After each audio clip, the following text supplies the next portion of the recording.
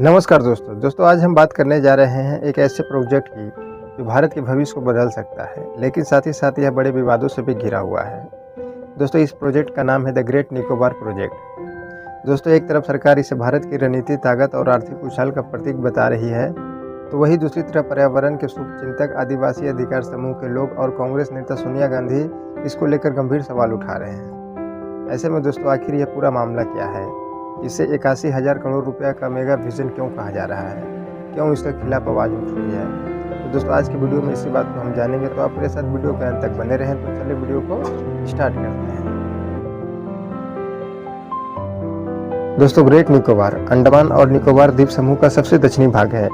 यह भारत का मुख्य भूभाग से हजारों किलोमीटर दूर हिंद महासागर में स्थित है। अगर दोस्तों आप इसे नक्शा में देखेंगे तो आप देख पाएंगे कि यह द्वीप इंडोनेशिया के सुमित्रा द्वीप से बहुत करीब है। इसके अलावा दोस्तों इसके पास ही दुनिया का सबसे व्यस्त समुद्री रास्ता, जिसे हम लोग स्ट्रेट ऑफ मलक्का कहते हैं, वह भी यहीं पे है। इसके अलावा दोस्तों यहाँ पे एक चीज़ और ध्यान देने वाला बात है कि दुनिया का लगभग 90% अंतर्राष्ट्रीय समुद्री व्यापार इन्हीं सब रास्तों से होकर गुजरता है। मतलब दोस्तों जो तेल, गैस, इलेक्ट्रॉनिक मशीनें हम सब इस्तेमाल करते हैं, उनमें से बहुत सारा कुछ इन्हीं सब समुद्री रास्ता से होकर हमारे पास आता है। ऐसे में दोस्तों आप सोचिए, अगर भारत इन जगहों पर एक मजबूत पोर्ट और इंफ्रास्ट्रक्चर बना ले तो उसकी समुद्री पकड़ कितनी मजबूत हो सकती है। यानी दोस्तों इस तरह से हम कह सकते हैं कि ग्रेट निकोबार का जो लोकेशन है वह इसकी असली ताकत है। आइए दोस्तों अब बात करते हैं असली प्रोजेक्ट की। दोस्तों 2021 का बात है। उस समय केंद्र सरकार ने इसे मेगा प्रोजेक्ट के रूप में घोषणा किया था। इसका अनुमानित लागत लगभग 81,000 करोड़ रुपया बताया गया था। दोस्तों इस प्रोजेक्ट में 4 बड़े हिस्से शामिल हैं। पहला है ट्रांसशिपमेंट पोर्ट, दूसरा है इंटरनेशनल एयरपोर्ट, तीसरा है स्मार्ट सिटी और चौथा है पावर प्लांट।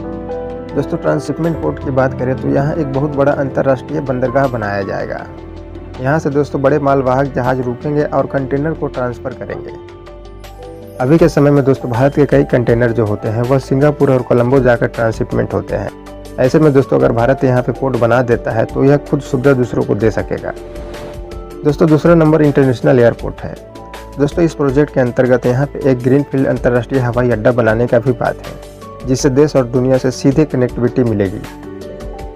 दोस्तों तीसरा नंबर पे है स्मार्ट सिटी। दोस्तों ऐसा कहा जा रहा है कि यहाँ करीब 3 लाख लोगों के लिए आधुनिक शहर बसाने की योजना है। हांगकांग जैसे इंटरनेशनल बिजनेस हब का भी सपना है। दोस्तों इस प्रोजेक्ट का चौथा सबसे बड़ा हिस्सा है पावर प्लांट। दोस्तों इसके अंतर्गत ऊर्जा जरूरतों को पूरा करने के लिए गैस आधारित बिजली संयंत्र बनाने का भी परिकल्पना है।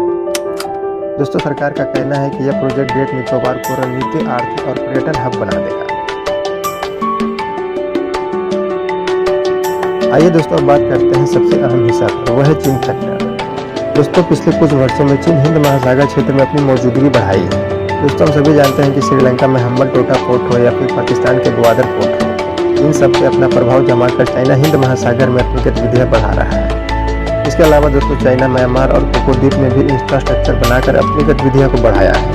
और दोस्तों यह सब भारत के लिए रणनीतिक चिंता का विषय है। अगर आप दोस्तों नक्शे में देखें तो पाएंगे कि ग्रेट निकोबार मलक्का जल डमरू के बेहद करीब है। अगर भारत यहाँ मजबूत नौसैनिक और लॉजिस्टिक बेस बनाता है तो हिंद महासागर और प्रशांत महासागर के बीच आने जाने वाली गतिविधियों पर नजर रख सकता है। ऐसे में दोस्तों इसीलिए इस प्रोजेक्ट को रणनीतिक विशेषज्ञ है जो इसे गेम चेंजर कह रहे हैं।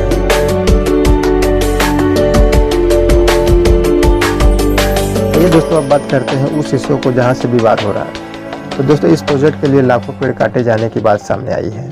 कुछ रिपोर्ट के अनुसार यह भी कहा जा रहा है कि यहाँ करीब 8.5 लाख से लेकर 50 लाख से भी अधिक पेड़ प्रभावित हो सकते हैं। दोस्तों आपको बता दूं कि ग्रेट निकोबार सिर्फ जमीन का ही टुकड़ा नहीं है, यह घने जंगलों, दुर्लभ जीवों और कोरल रीफ से भरा हुआ एक पारिस्थितिक तंत्र है। अगर दोस्तों बड़े पैमाने पर यहाँ निर्माण होता है तो इन सब पर असर पड़ सकता है। आइए दोस्तों अब बात करते हैं आदिवासी समूह के बारे में, जो कि इस प्रोजेक्ट का विरोध कर रहे हैं।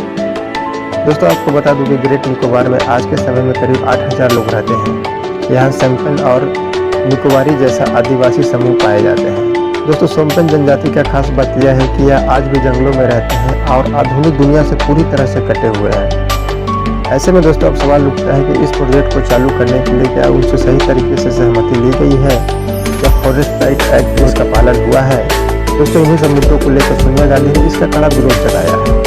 उन्होंने कहा है कि विकास के नाम पर आदिवासी अधिकारों और पर्यावरण की अनदेखा की जा रही है। इसके अलावा दोस्तों उनका यह भी कहना है कि अगर यह परियोजना ऐसे ही आगे बढ़ती रही तो पर्यावरण और आदिवासी समाज के लिए बड़ा खतरा बन सकता है।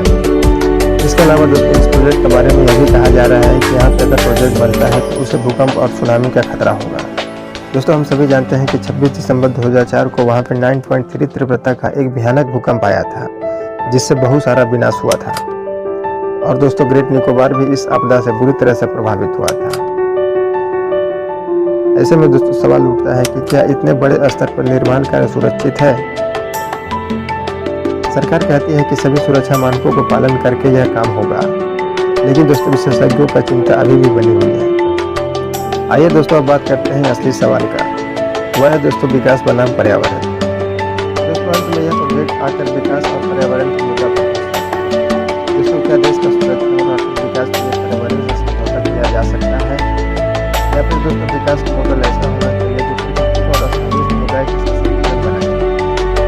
दोस्तों एक तरफ हमारा राजनीतिक मजबूत व्यापार रोजगार और वैश्विक का सपना है, वहीं दोस्तों दूसरी तरफ जंगल और सदियों पुराने आदिवासी समुदाय की संस्कृति है। ऐसे में दोस्तों ख्याल आता है कि क्या हम दोस्तों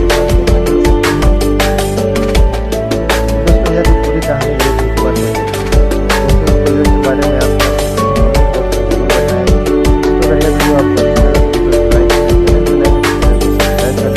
बहुत ही जल्द मिलते हैं।